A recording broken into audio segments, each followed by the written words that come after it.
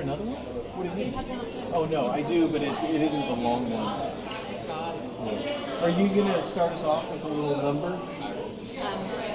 Oh. Somebody else, Ali is. Okay. Do you want to put your Yeah.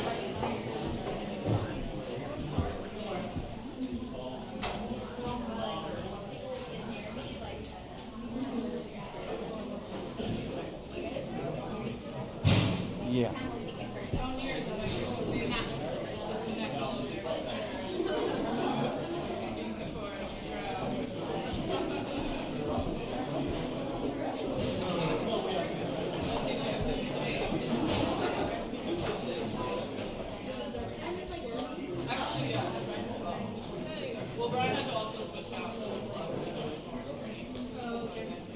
Nobody get out of your way.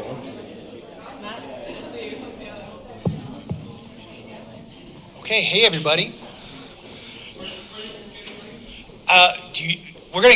We're gonna start in 1 minute. How's that sound, Bill? Okay, great.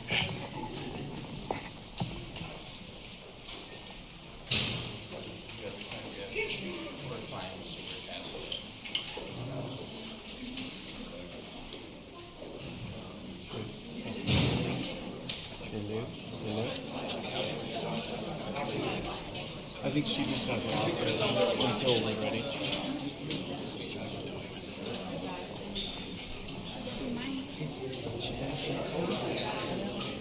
Are we good? Is it turned on?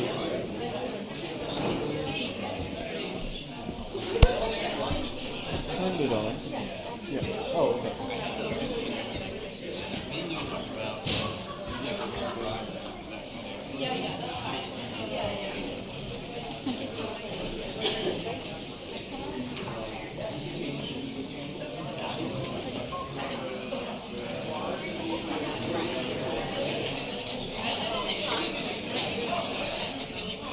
Hello everyone, welcome to the UX and Data Meetup. We're starting for real this time, right now. So hi, my name is Matt Weber. I'm one of the co-organizers of the UX and Data Meetup. We also have Bill Prickett over there, and he's making a video of tonight's show, and he makes a video of every show, and you can go back to the Meetup page and find a link to this later on if you like. And usually we have Kim Moy here also. She's also one of the co-organizers, but she's just here in spirit tonight. Let's see, we are here at Workbench, a great space. We're going to hear a little bit about it, and we're going to have Ali come up here and tell us a little bit about it. Hey guys, how are you? Hello. Who's been here to Workbench before? Oh my gosh, so many of you. Welcome back. Probably because you've gone to this awesome meetup. We're so proud to host you guys every month. Workbench is an enterprise technology venture fund here in New York City.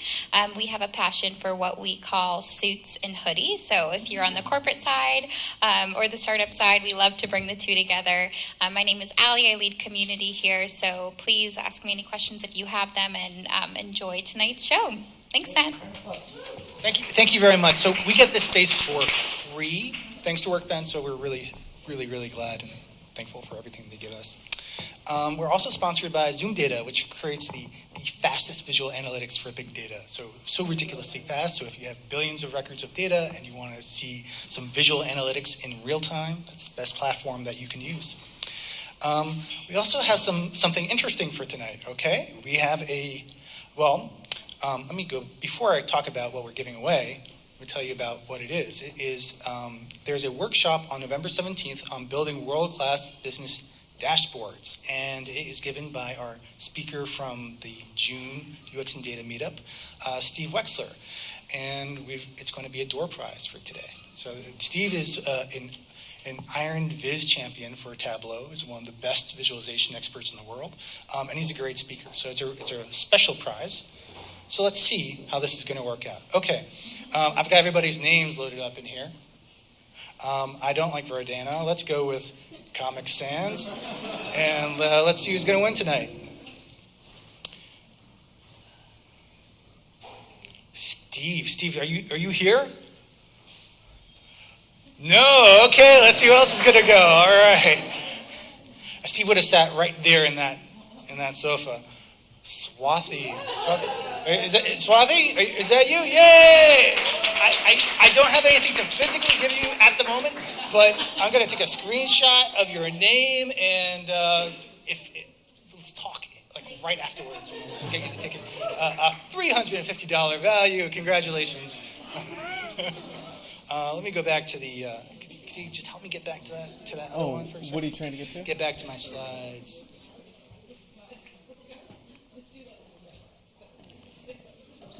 Okay, awesome. Okay, so door prize given. Nice job. All right. So we've got a lot of people here today. Is anybody hiring? Anybody looking to fill any positions? Oh, we've got a couple. Okay, we're gonna go across. We'll start over here. Hi there. Can you just speak really loud and project? Sure. Yeah, we're 1010 Data, big data analytics company, looking to hire people in UX, UI roles. Great. Okay, well, it's a good place for that. And did I see another hand back there?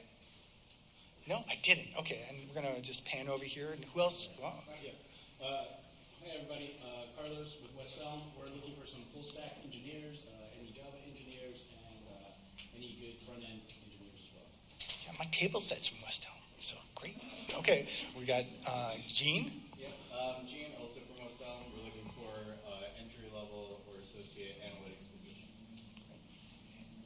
Hey, Anthony from Solito. We build a restaurant operating system. We're always looking for engineers, but we're also looking for a senior product designer as well. All right, excellent. Did I get everybody in this section? I think so. Okay, and Tony. Hi. Tony from Intent Media. We work in travel with data, and we are also looking for data engineers and front-end engineers. All right, lots of opportunities. Okay, hi.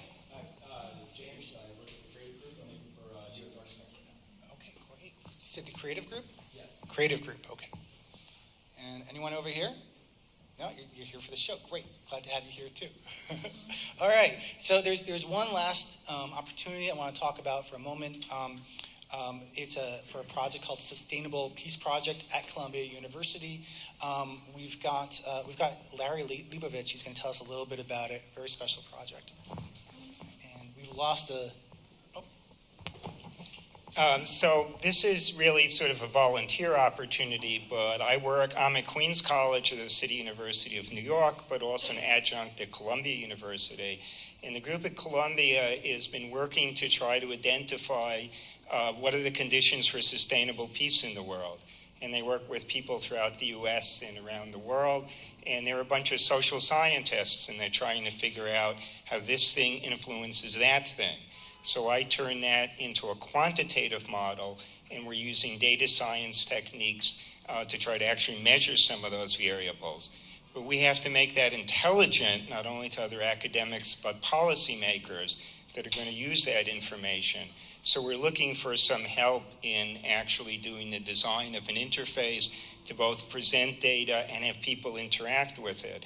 And this is an interesting volunteer opportunity because not only of the sustainable piece, but it's actually a pretty tricky project to understand how you show things that change in time and how to make it really useful for very unsophisticated users. And if you want more information, you can talk to me. And I've also brought some more information on this analog read-only data media here also. Thank you. Well, hold on. So, Larry, I believe there's a very big first client. So I don't know if client's the right word, but you're working with a big organization for it as well that gives it a lot more momentum. Right. So we're working with a number of organizations, including the United Nations and the World Bank and a number of places like that. So we're tying in right now to United Nations initiative, which they have once every 10 years to define goals for the UN. So we're trying to see what we can give in terms of what final document and what direction you're trying to go in. Great. All right. And thank you. Hey, thank you, Larry. I'll be posting those documents from Larry to the meetup group as well. It's a sort of a special opportunity to do something very, very meaningful, and these kinds of opportunities don't come up very often. Well, that brings us to Ben. Hey, Ben. Hi. Oh. That was maybe too close. Yeah. So We'll keep our distance. So Ben and I, we work together. We teach together at Columbia University. We teach a class called Analytical Applications together. So I get a chance to see Ben talk about his work a lot and brings that to students. And it's always very fascinating because Ben works with data at a variety of different scales, very large scales, very small scales. And that creates a very unique kind of problem, especially when you're dealing with a product. A product such as, would you call Jet a product? A brand. A brand. Okay, a brand that is as moving as fast as Jet, right? Yeah. So really interesting. Ben's a great speaker. So we're really happy to have him here tonight. Let's get a round of applause for Ben. Thank you. Just a quick audio check. Are we good? Yeah. Okay. Cool. Let me do the dreaded switch over to another screen. And then we put some cords here so that I can easily trip at any point during the presentation, so be ready for that. Okay, so I'm going to talk to you about blending big and little data. Before I do that, though, I just wanted to understand the different folks that are here. How many of you are UX people? Okay. And then how many of you are in a data role, like analytics or insights? Okay, so it looks like almost about half and half. Okay, so I think you'll find some things relevant. Before I talk specifically about kind of blending big data and little data, let me just tell you a little bit about myself. So I'm Ben Babcock. I have worked at a variety of places, startup, Microsoft, Amazon, and Jet.com. And at each of these places, I really sunk my teeth into the role, right? I didn't just kind of bounce around from different place to place. I actually kind of stayed for a while, got a feel for the organization, the products. And at each of these places, I played pretty much the same role, a researcher within the realm of UX. Now, as you may know, like when you're in the realm of UX, like you oftentimes straddle the line between design, research, analytics.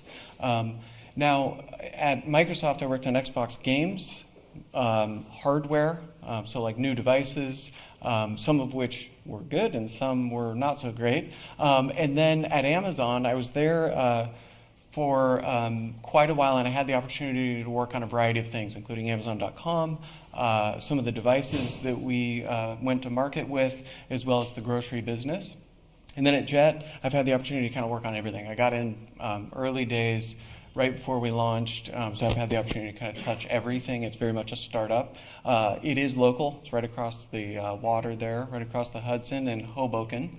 Now, one of the things that's unique about my career that I've had the fun experience is I worked at a startup, I worked at a big corporation, I worked at a startup that became a big corporation. I joined Amazon in about 2004, and it was pretty small at that time. And then by the time I left, there were a couple 100,000 employees. And then at Jet, I'm back to a startup. And let me tell you about Jet, because it's a little different. So Jet is a new online marketplace. It's an e-commerce website. We sell directly to consumers. We have a variety of merchants that sell on Jet, and it's different. Prices drop as you shop. How many people have heard of Jet?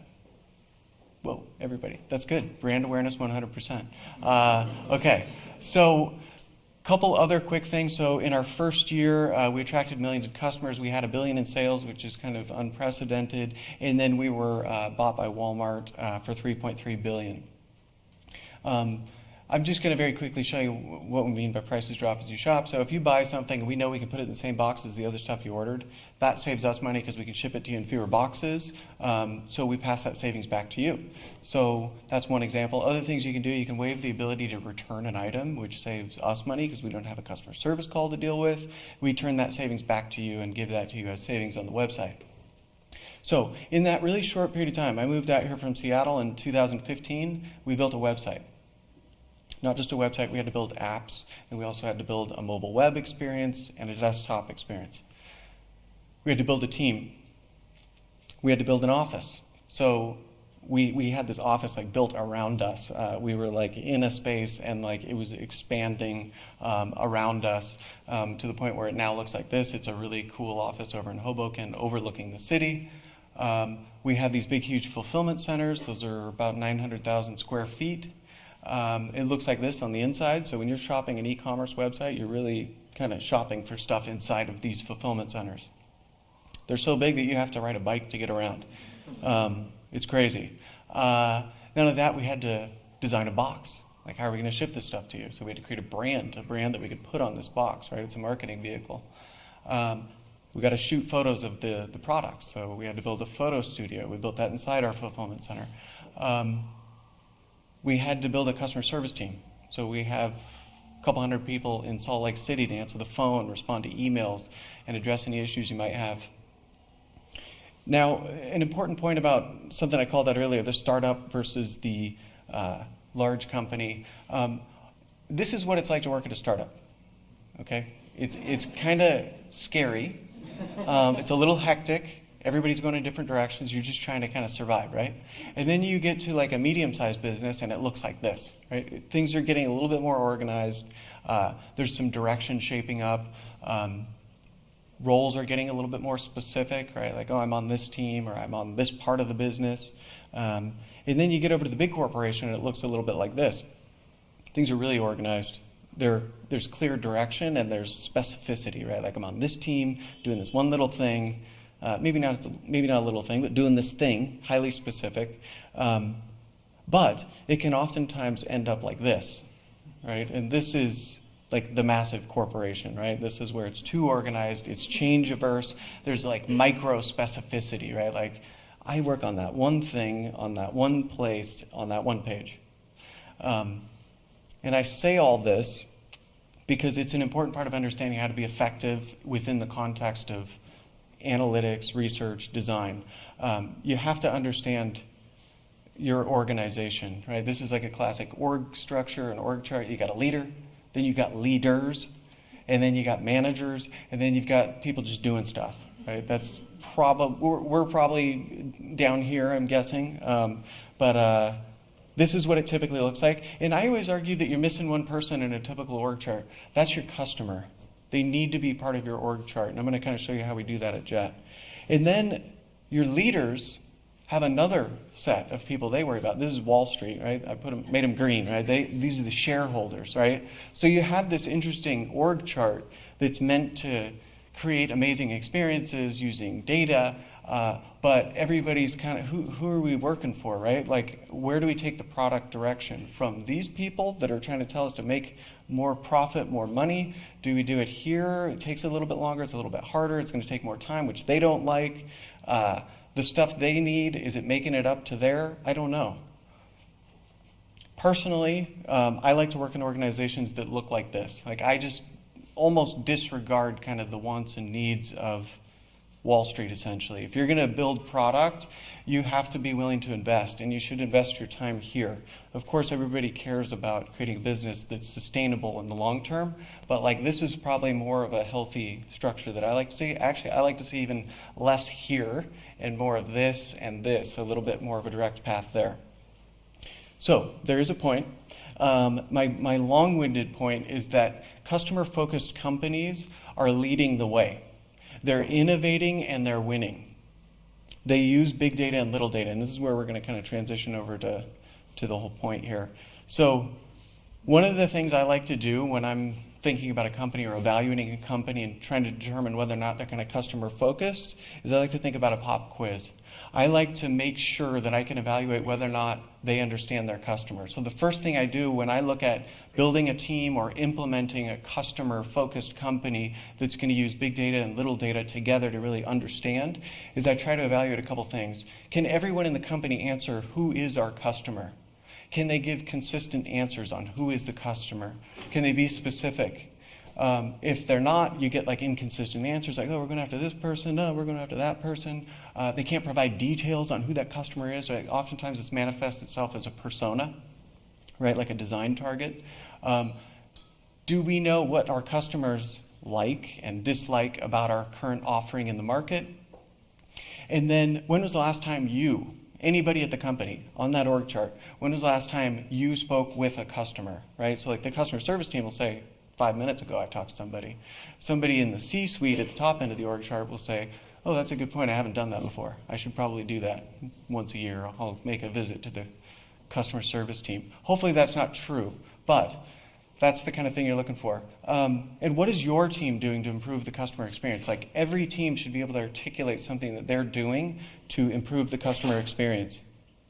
And then lastly, this is where kind of the reality sets in. It's like when you've built a practice, does everyone in the organization know where to go to learn about the customer?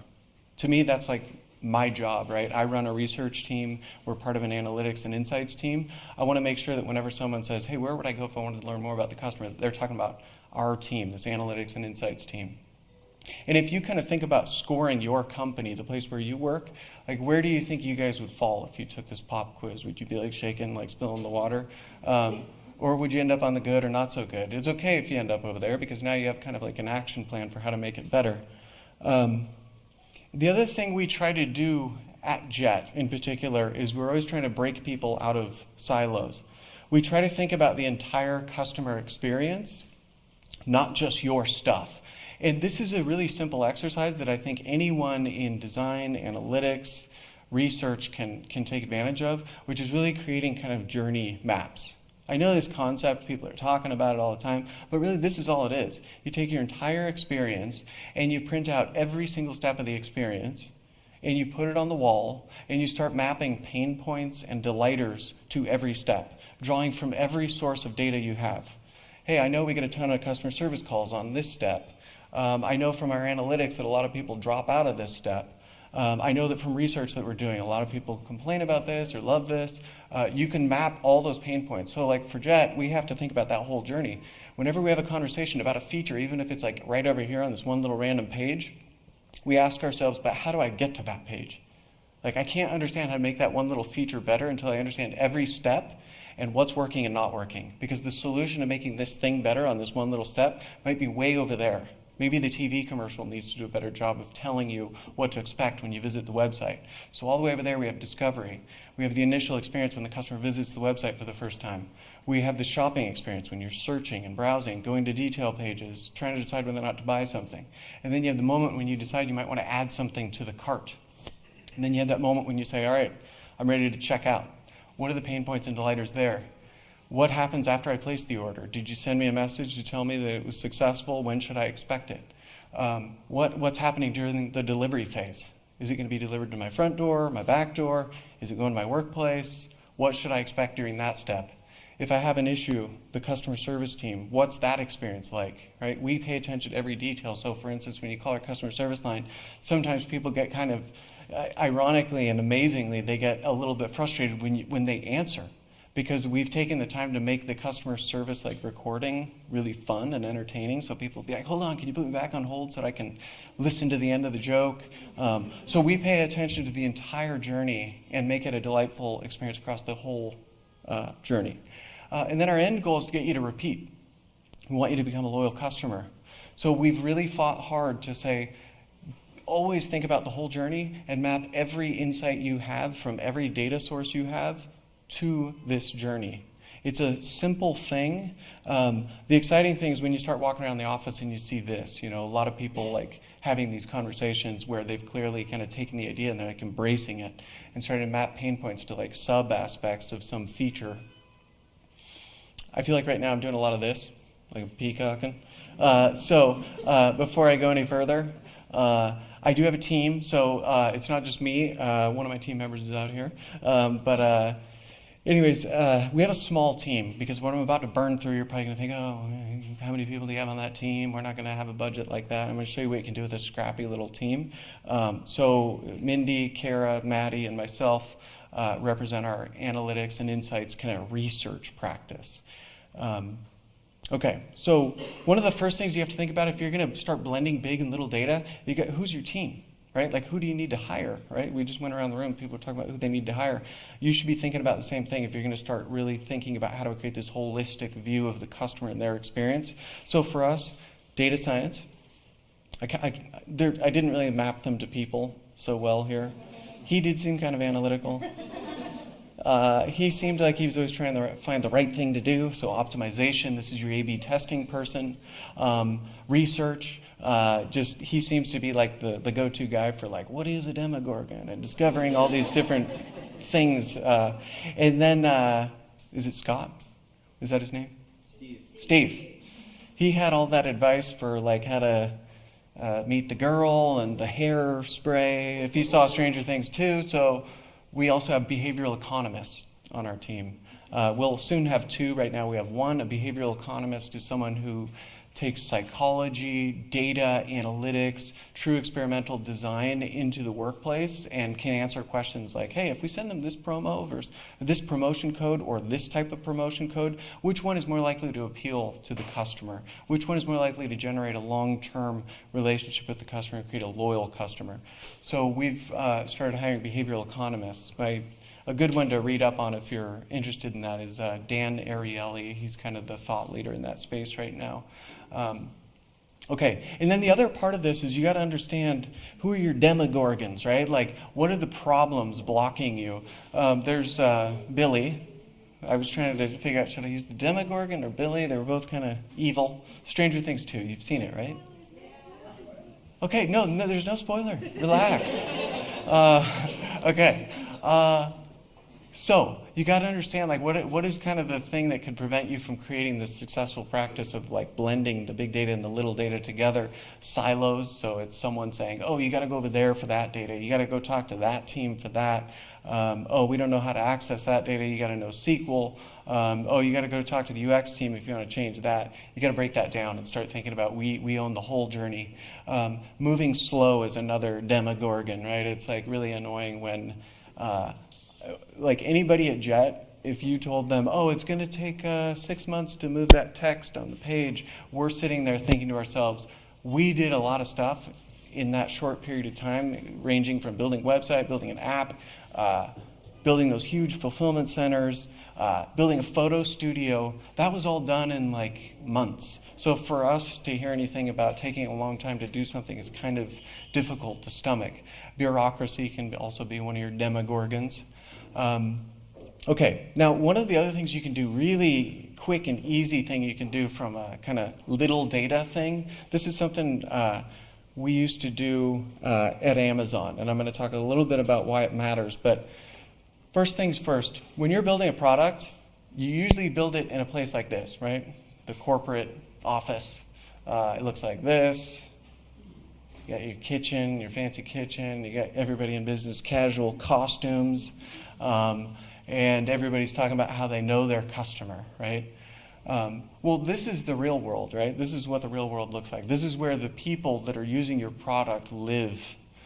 This is where they work, and this is what their world looks like. They're busy, they value time with friends and family. They're tired. So like when I think of Jet.com customers shopping for diapers, I can't imagine someone sitting down, smiling, right? It's like this is probably how they feel. So I need to make it fast and easy, and if I mess up, I need to take care of that. That's why we value the customer service component.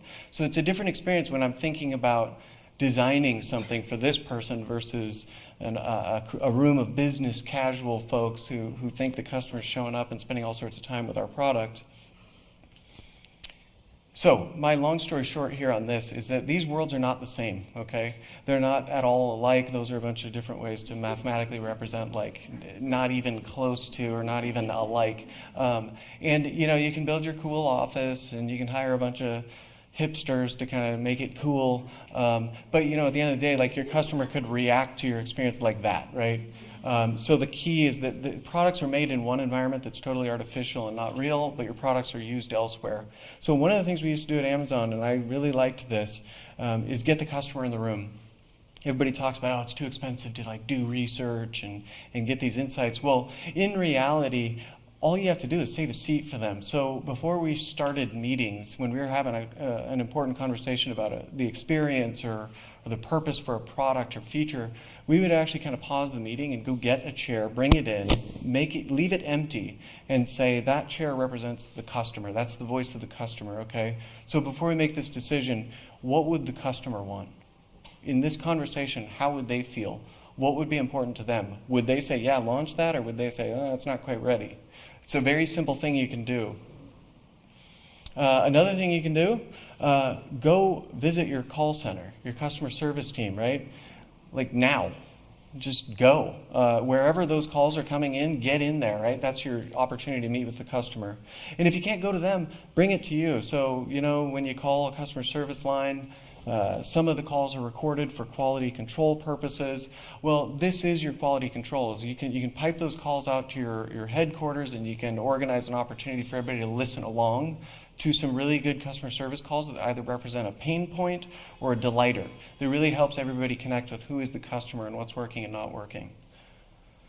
And then another thing, right? It's about getting data, and not just the big data, but the little data too. Spend time with your customer. Again, people think that's really expensive, but this was one of my favorite places to do it. I'm from Seattle, and this was my favorite place to do it. See if you kind of figure it out. Not on the street, not at the Pike Place Market, but here, right there.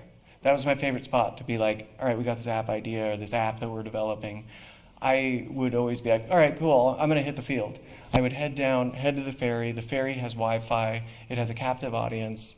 They're going to be on that boat for like 30, 40 minutes. It's oftentimes people commuting as well as tourists. So you've got people from all over the country kind of using this thing. It's a great opportunity to get out in the field and say, hey, while you're on the ferry, do you have 10 minutes to take a look at an app idea or a product I'm working on and give me some feedback? It makes for an amazing office. Really simple thing to do. You can just print out a field guide so you can have a scripted list of questions, bring gift cards so you can pay them a couple dollars for their time, do short 15-minute sessions to really get that feedback quickly, and don't be creepy, of course. And then another place you can do this is a coffee shop, right? They're everywhere. In Seattle, I feel like you can't go anywhere without bumping into a coffee shop, so like this is the most logical place. You have people just hanging out, right? When people are sitting at a coffee shop, they're probably hanging out and relaxed, so they won't be too bothered if you intercept them and ask if they're willing to give you a little bit of feedback on something you're working on. So the cool thing here is they're already probably there with their device. It might be their laptop, their phone. You can bring a device for them to use, and again, just kind of bring a scripted guide, gift cards, and get the feedback you want and need to improve your product. Now, you can't do this everywhere. Here are the places I recommend. So like you can intercept people on a bus. I already showed you can do a boat. While someone's commuting in some capacity, not driving, but commuting, you can grab people right off the street as they're walking by and just say, hey, I need some feedback on this, right? Coffee shops, that is not a hospital. That's supposed to be a home. I need to make that a home icon. Okay, don't do it at these places. It's going to look suspicious if you try to do that at a bar or at a restaurant as people are having a romantic dinner. Hey, do you guys have time? Okay, so anyways, what you want to do is go to where your customers live, work, and play. Go with a small group. We usually use between 3 and 4 people when we do this, and we mostly go to people's homes. But we have gone to coffee shops as well, but over the course of my career, like I've gone to all of them, have not made the mistake of the bar and the airplane. But anyways, go with minimal gear. You don't need anything other than a notepad. And train your folks before you go out. Just give them some best practices. Time your sessions intelligently.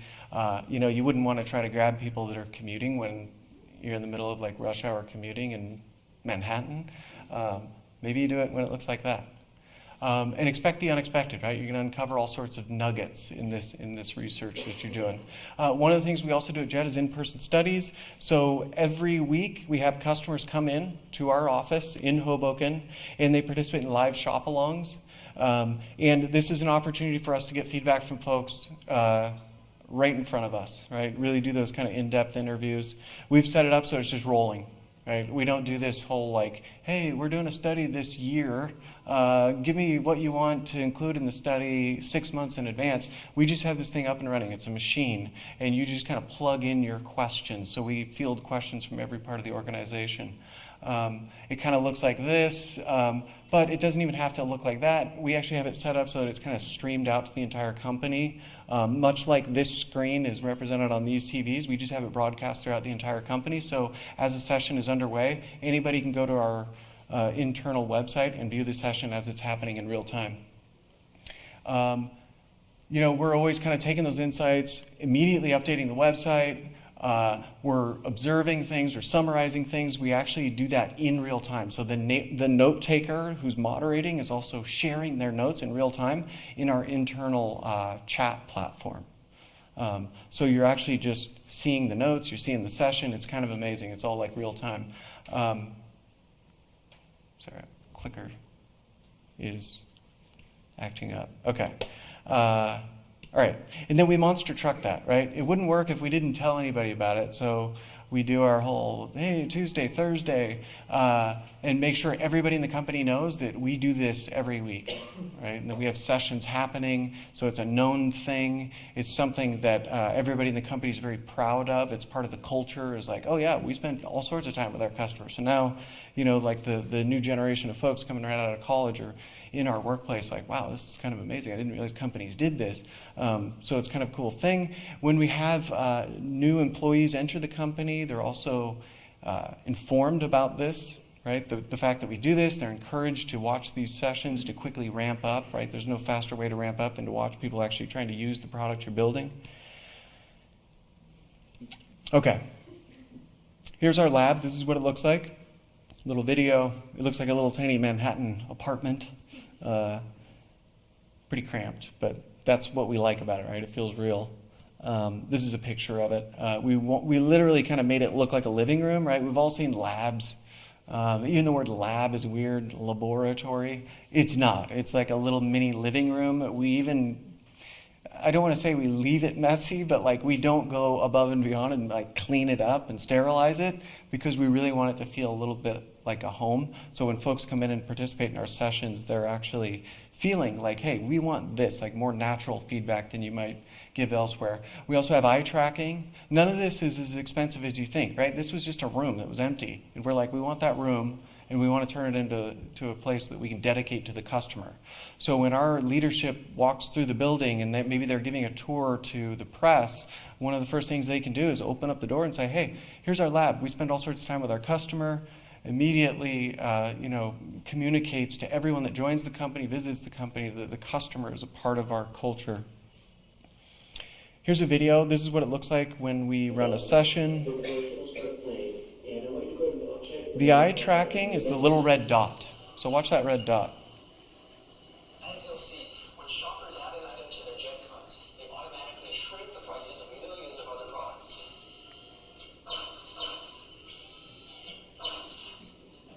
Very impressive.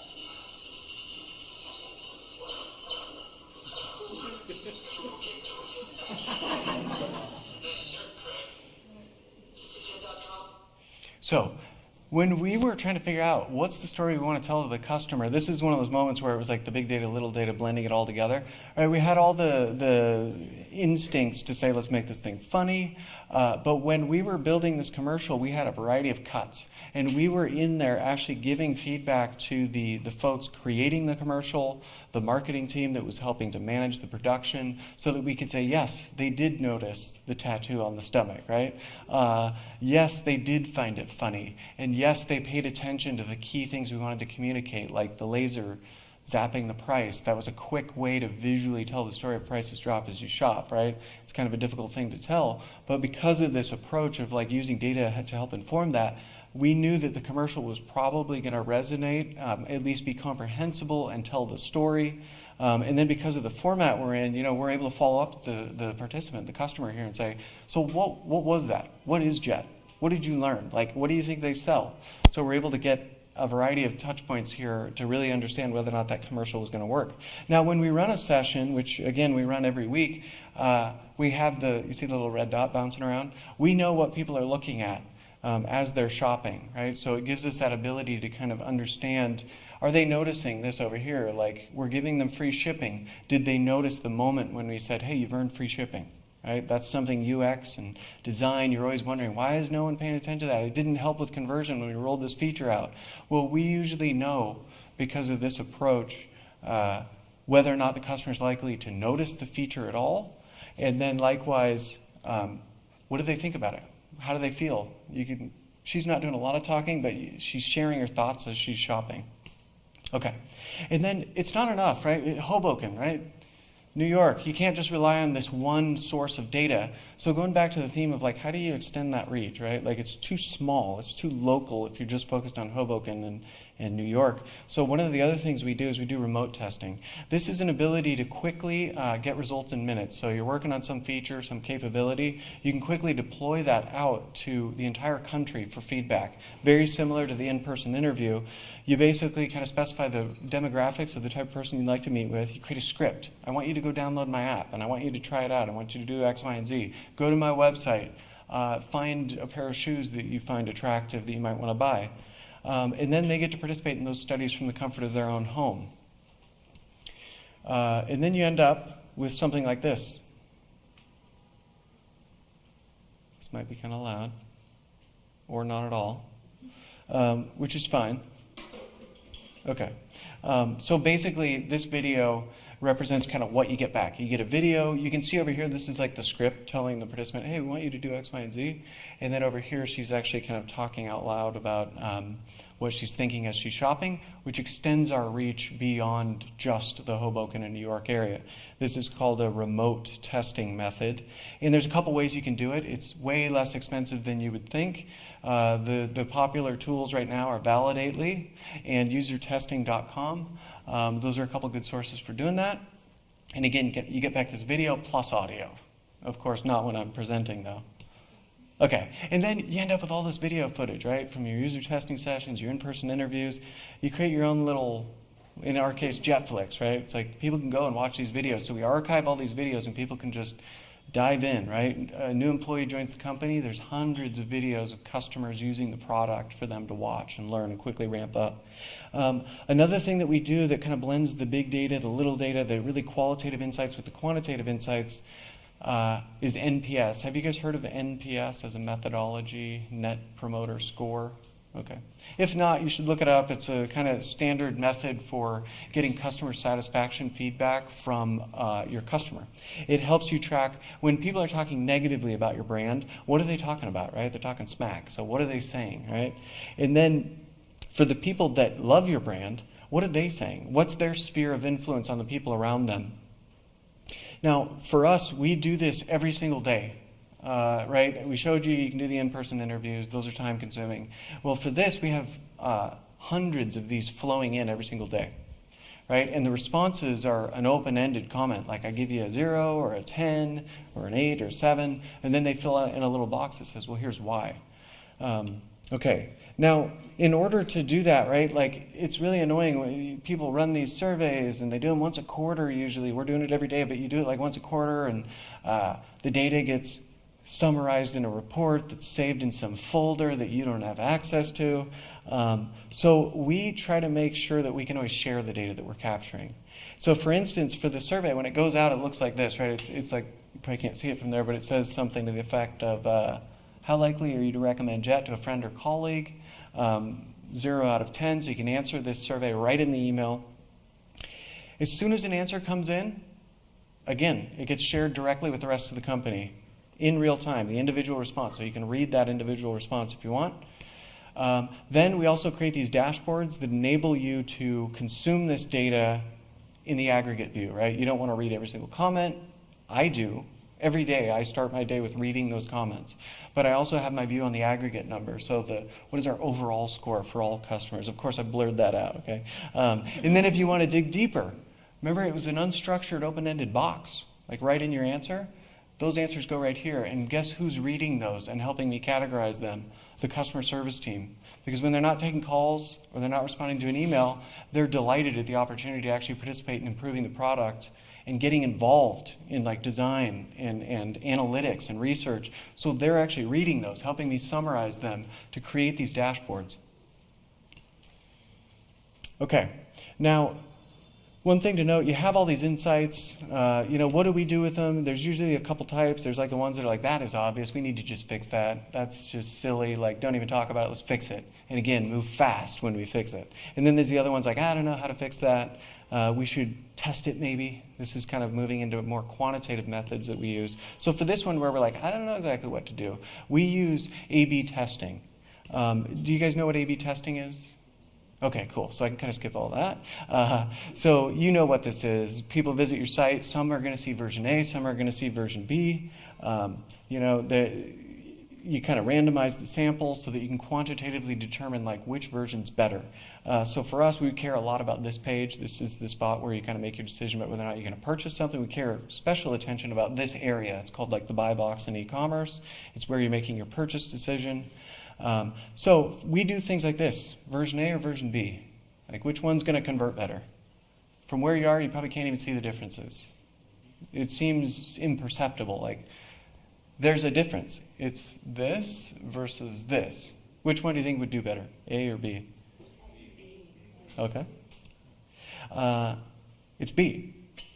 Because the human mind likes to instantly process things. So over here, I have to ask myself, well, how fast is your delivery? And then I have to read this page, and I have to say, deliver in. Oh, I'll translate it as 2-day delivery. So by just saying free 2-day delivery plus free returns, we're telling you everything you want to know, plus your next question, which is, if I do order this thing, what's your return policy? So by answering those questions, you can increase your conversion rate. So we use this quantitative method to use an experimental design to determine the winning treatment. And likewise, we've probably already put it through 3-4 rounds of in-person user testing, focus groups, those coffee shop intercepts. And then again, I have tons of examples of these, and I'm going to just kind of zip through them, but like B or C? What do you think, B or C? B? Okay. C. And it's because one of the first things is like with a new brand, you need a little bit of help, right? Like I'm going to go through this process of purchasing, making my first purchase, sweeten the deal for me, right? So like by giving them a promotion code, that increases the conversion rate. And then silly little things, right? I use this example because you can barely even see the difference between these three. The only difference is here we've added retail price. So you have a reference for like, what's the original retail price? Over here it says retail price, plus we then labeled this and said jet price. So which one do you think would win, A, B, or C? See, I thought C too.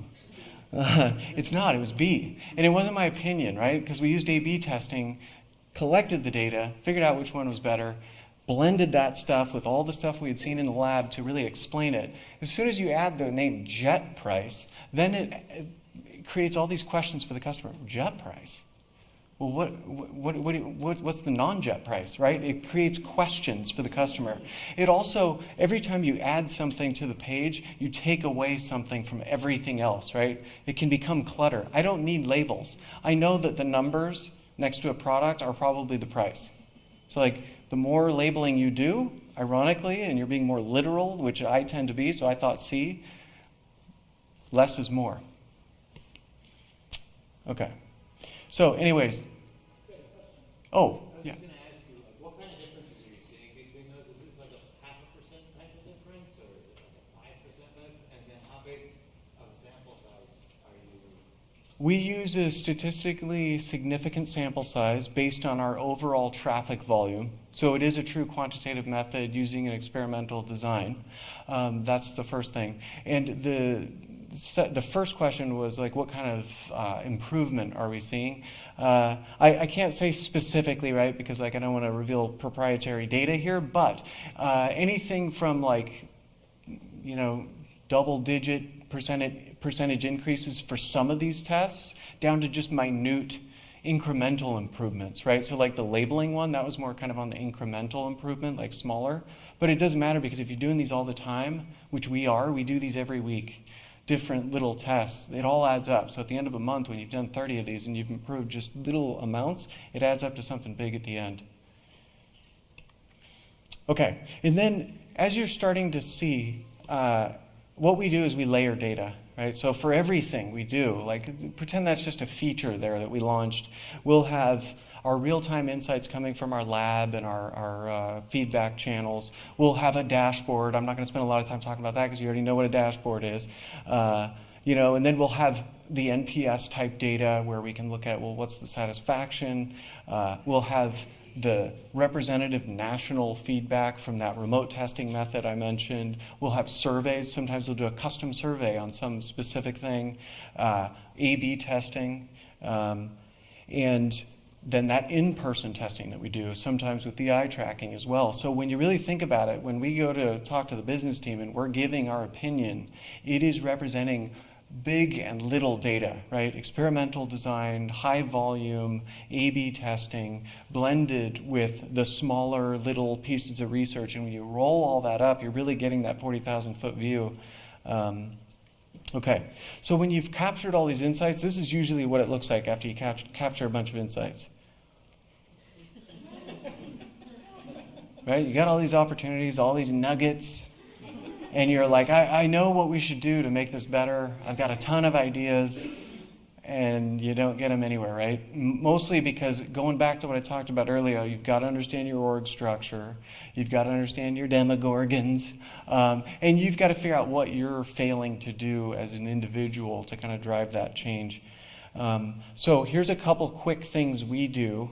I want to leave time for questions. So one of the first things we do is really simple, the voice of the customer meeting. So we take all that stuff we're learning through all those research methods, and we make sure that we're presenting the stuff we're finding down here directly to these people at the top, right? It's meant to say, here are all the things we've learned, and we're presenting them to the leadership.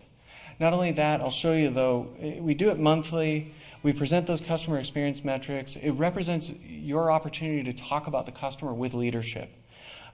You should specifically target the leadership, because here's the other pro tip, which is like, if leadership starts talking about it, then everyone beneath them is like, well, wait a minute, what are they talking about? I want in on that, right? So it's a good way to kind of get that buy-in. You really highlight the pain points and delighters, and you present to the leadership team the customer journey. You say, don't forget, we're not going to talk about this one little metric today or this one sales element. I want to talk about the whole journey and give you a very quick update on the entire journey, what's working at each touch point. And you democratize access to that. So although I said, make it for the leadership and speak their language, democratize it. Make it available to everyone. Get it out there. Okay. The other thing is transparency, right? So you capture all this data. Everybody is good at capturing data at this point, right? Like, who is not capturing tons of data? The real problem, though, is it feels like this, right? Like, I don't even know how to get started. I don't know SQL. How do I get access to that dashboard? Who owns it? What does the number even mean? This is how I feel, right? And I work in the field. And it feels like this, that you're like tapping into the matrix, and all I want to do is get some numbers to help me understand things. It really doesn't need to be this way. We try to make it feel like this, right? Like you're in this wonderland of data. It's a little scary, but it's still a delightful feeling.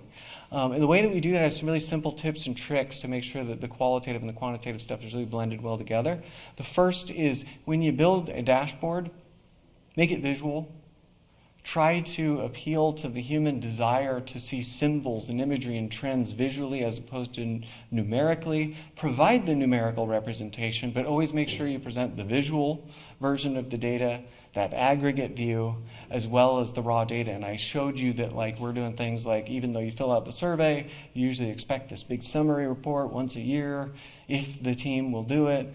But we stream it out to you in real time, every single response. So you're getting the individual, and then we take the time to create the aggregate view in that dashboard, and then we also create the highly visual view that gets rolled up into that voice of the customer meeting for the kind of snapshot.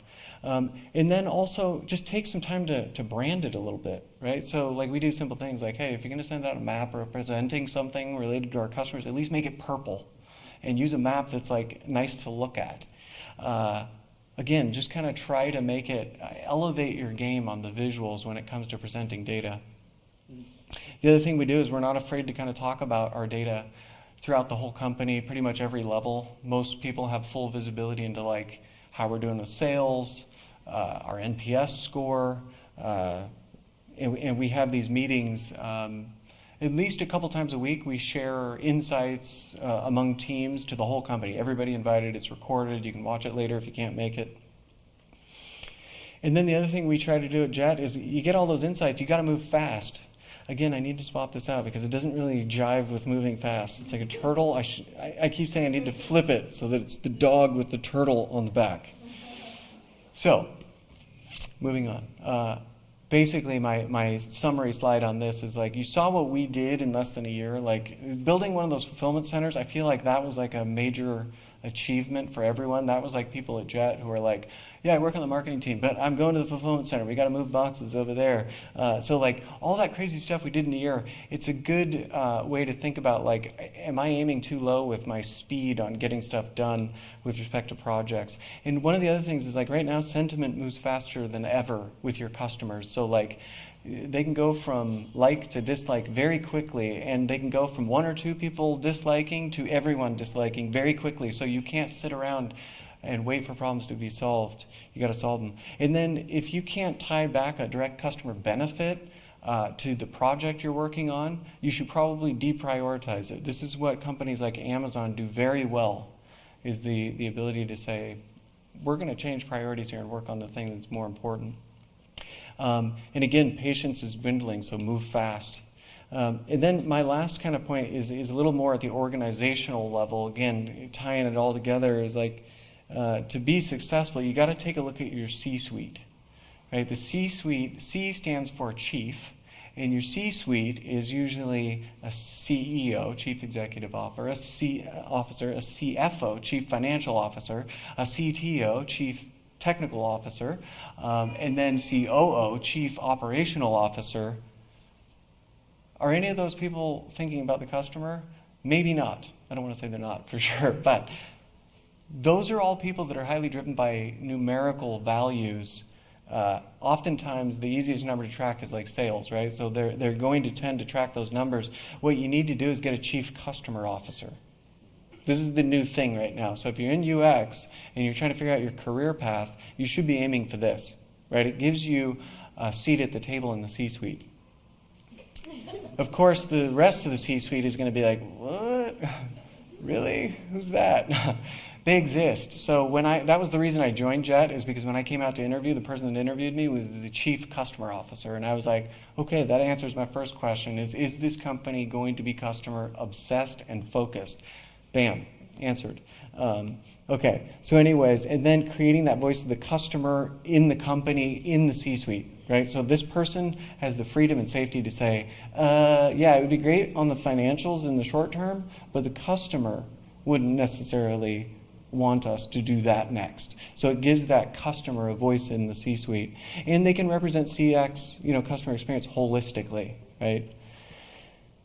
And it helps the company think beyond quarterly views of the world, right? We're highly driven by like when your next earnings report is coming out. That chief customer officer can say, hey, let's invest in the future and invest in some of these projects that are going to benefit the customer in the long term. And if you don't have one, get one. And if you don't have one, you need to think about that, because you may not have like your stakeholder at that executive level battling it out for business priority as you guys are making decisions.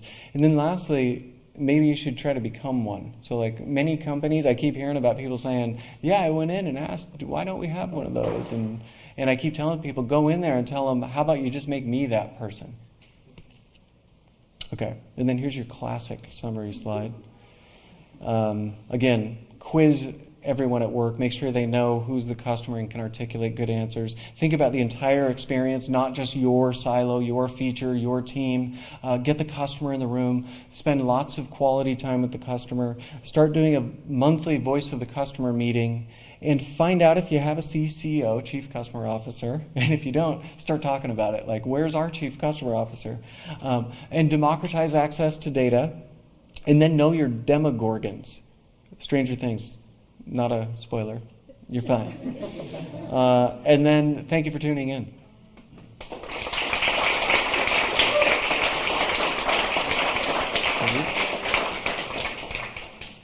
Any questions? Yeah, so we have lots of great time for questions, but please, we'll go around, we'll bring a microphone to you, and please just wait till we bring a microphone to you until you ask.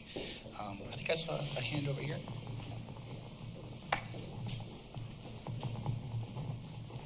Thank you so much, and I learned a lot about Jet today and how companies focus on the customer, so it was very amazing to listen. And I have one question about the long-term customer value. So as a company, you mentioned about prioritization and how to make sure that your customer is happy, but how to measure that would be different. So for example, there would be the different metrics, and such as the sales, how the customer engagement, and how many customers visit your site. So how do you make that trade-off between because sales can be the short-term metric, while you need to make sure that how to grow your company and how your customers in the long term engage in your company. So how do you make sure that you make that trade-off in a right way for the customer in the long term? Thank you. Yeah. No, that's a good question. So Quantitatively, we look at that a couple different ways to track it, right? We think about, and I don't know if you guys are familiar with this concept, probably, but RFM, recency, frequency, and monetary tracking capability. So it's like understanding when was the last time someone visited your product or used it, how often are they using it, and then the M could be anything, right? Like not everybody has like a monetary approach, but that could be how much are they spending, where are they spending. So that's like the way to track it classically. I tend to also add a bunch of other data to that to understand loyalty and building a good relationship with the customer. I like to layer in those other smaller data points. They're not small though, but it's NPS is another good one to layer in there, because again, that's asking the question to the customer, how likely are you to recommend Jet to someone else? How likely are you to repeat purchase? So I try to blend, I start to first encourage the company to start talking about loyalty outside the context of just sales. Because there's a tendency to always look at sales, not where we work so much, but most businesses, they go to the easiest number to track, which is almost always like sales, revenue, right? That's what Wall Street wants to see. And you fall into the trap of just trying to drive that number up. And what you're kind of asking about is like, there's a tendency to do that, and it usually has a short-term or even long-term damaging impact to the customer experience. So the first thing is like training people to start talking about loyalty within the context of sentiment, satisfaction, and layering in additional metrics for them to look at, especially with a tool like Voice of the Customer. That is your additional data set, and you can start talking about how to nurture loyalty, how to build loyalty. So that's kind of how we go about it.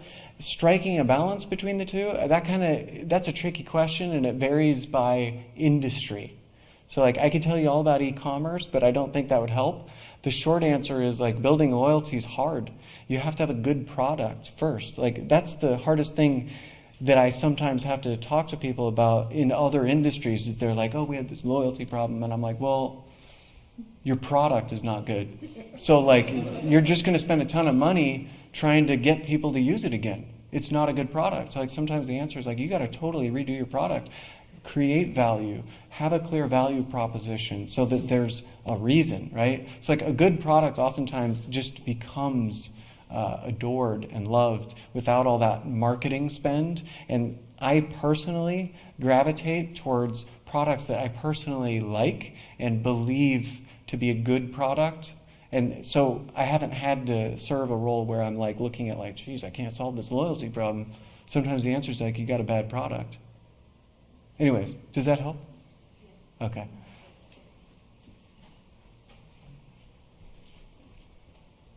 So when we're talking about the in-person invites, how do you plan out who you're going to reach out to? Like, what are the standards by which you kind of target these users? Yeah.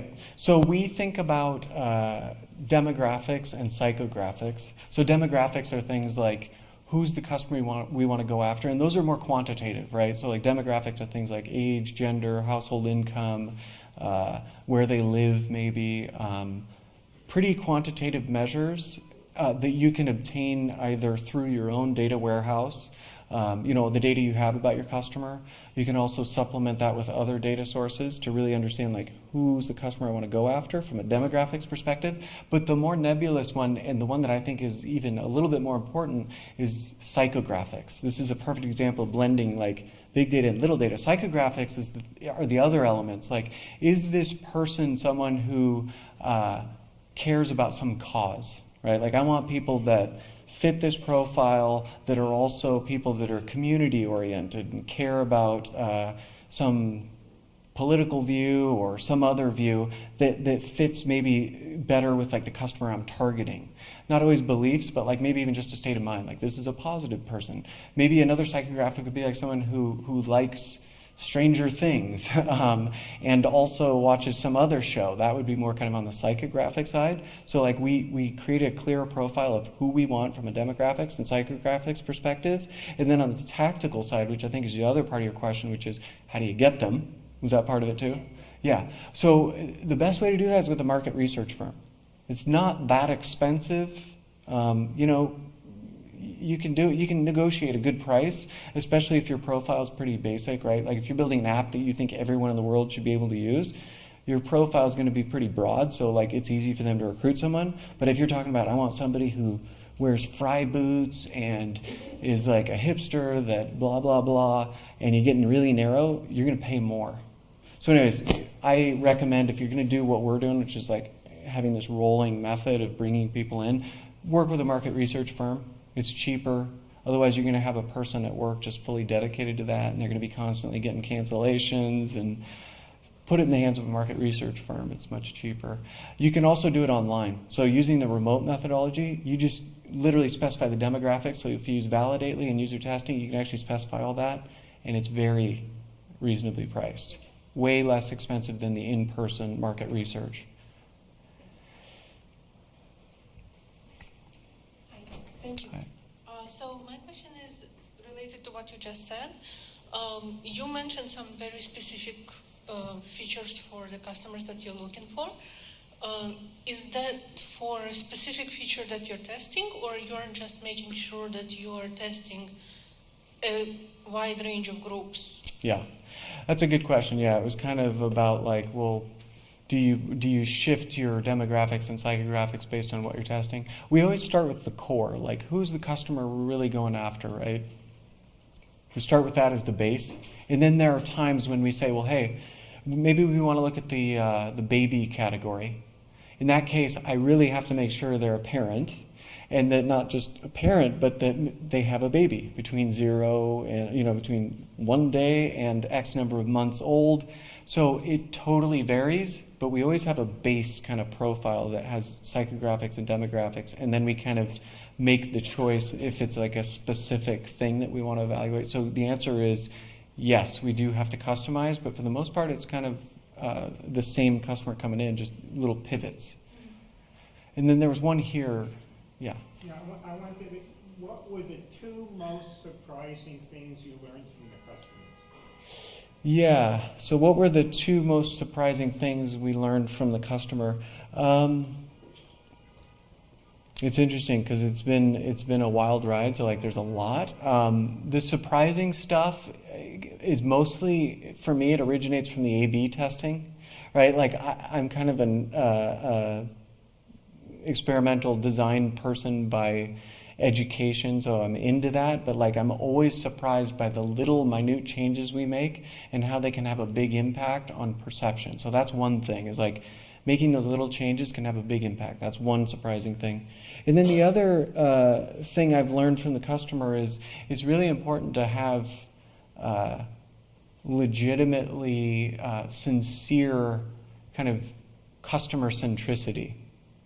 Right, like I've helped build products over the course of my career that were mostly transactional, like, oh, you're going to do this and you pay this and the value is in the thing you're using and who cares who sold it to me and all that stuff. But at Jet, we kind of created a brand that people adore. You can see from the commercial that like we have a sense of humor, we like to have fun.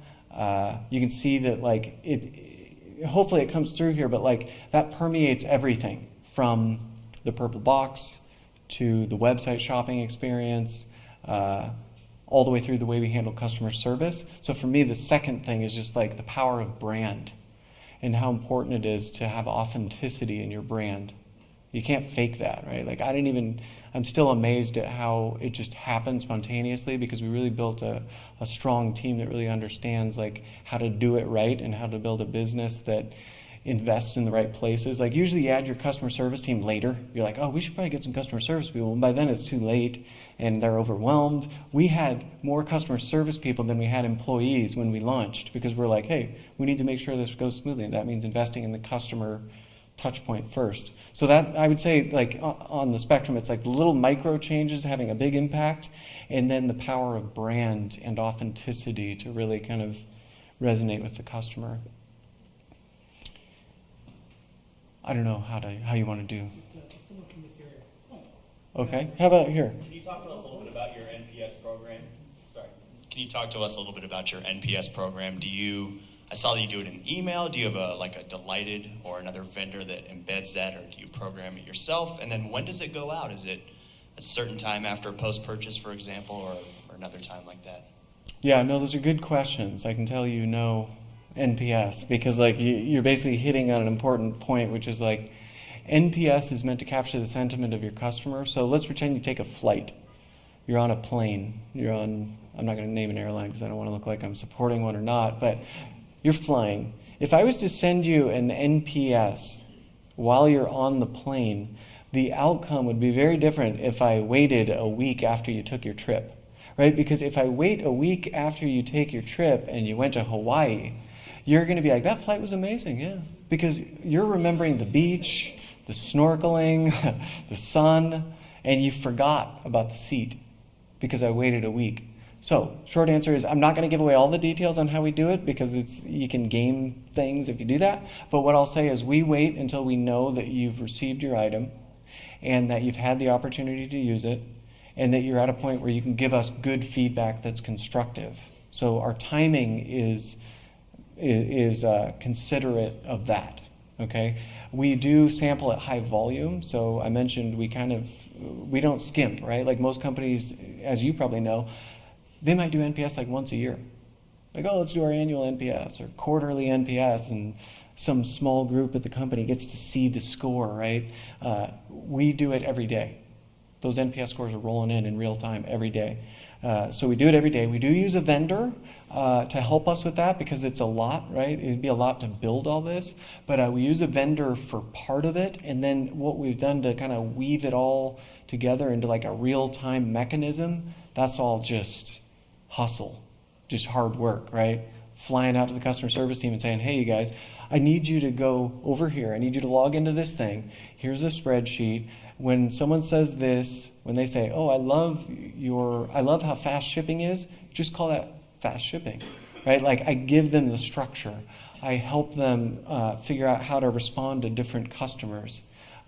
So parts of it are assisted by a couple tools that I'm not going to name, but for the most part, it's stringing it all together, right? It's like taking members of my team that are like, all right, cool, I'll watch the Slack channel and monitor those incoming responses. Customer service team is in there and going, hey, should we respond to that? And then likewise, other people kind of aggregating the data, extracting insights, a data scientist who would go in and say, hey, we've got tens of thousands of these at this point. How about we look at how this impacted future purchasing behaviors? So like, it is a tapestry of people involved, but everybody feels like they own it, right? Like if you were to go around and say, hey, what about NPS? They'd think, oh, yeah, I own this part of it. It's great. So like there's buy-in just because they're participating in the process. Does that answer your question? Sure does. Cool. Dan, we have time for one more question. Oh, okay. Does anyone have anything juicy? Because I'm not going to go with you. Just kidding. No. Controversial? No. You've had your hand up for a long time, right? After? Yeah. Sure. Unless it's fast. I'll try to be fast. So you've obviously had a spectrum of experience from small startup to very large companies. And it looks like you guys run things very lean within Jet. But if Ben from right now could go talk to Ben from a smaller startup that had to be a little hungrier and a little leaner, maybe not hungrier, but leaner, what's the biggest tip that you would give startup Ben? Yeah, I would say focus on the customer, even when you're being asked to focus on the outcome, like sales. Because if you do it right with the customer, you're going to win in the long term, right? So that would be my first piece of advice. The second would be you can move faster. You always feel like you're moving fast, but like what I saw Jet and everybody there do in such a short period of time totally reframed my perspective on being fast. So that would be my second piece of advice. Like just move faster than you think you can, and focus on the customer the whole way. Sorry? Did you say there's two of them, extra ones, or? Oh no, those are my two things. That was the last question, right? Oh, but should we do one more? Or do we have time? Last one. Final. So, in respect to moving quickly and running A/B tests at companies like Jet and Amazon, I was wondering if there was a certain philosophy about overlapping tests, about having multiple tests running at once, if you silo them, if you kind of just let the whole machine run as one big thing. I'm kind of wondering if you could extrapolate on that. Yeah, it's funny. That's A/B testing, I can see. So yeah, if you guys have ever experimented with A/B testing, the tricky part is like you run into situations where like one team wants to test one thing, another team wants to test something else, and you get all these overlapping tests that get all convoluted, and you don't know if you can interpret the results correctly. The long story short, and I hate to give you this answer, is that we have to carefully review every test we do. We determine when we think the overlap would impact the outcome, and then we time it so that we don't have too many things overlapping at once. We do have our own internal technology that we've built to try to algorithmically address overlapping testing and how to interpret the results. And that's about all the detail I can provide, because like really our data scientist would be like, oh yeah, well, here are the rules. And I would tell her, don't tell all the rules, but we've built our own technology to address that very problem. And we're still working on it. All right. Glad it's not this one. Okay, let's get a round of applause for Ben. Thank you.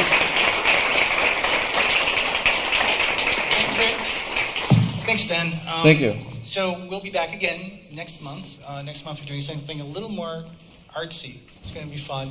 I want to remind everyone to come talk to Larry if you're interested in saving the world. He's glad to talk to you too. All right. Again, we have a little more pizza and some water. Help yourself. Chat, say hello, and we'll see you next month. Thank you. Thank you. I don't know how to turn this off.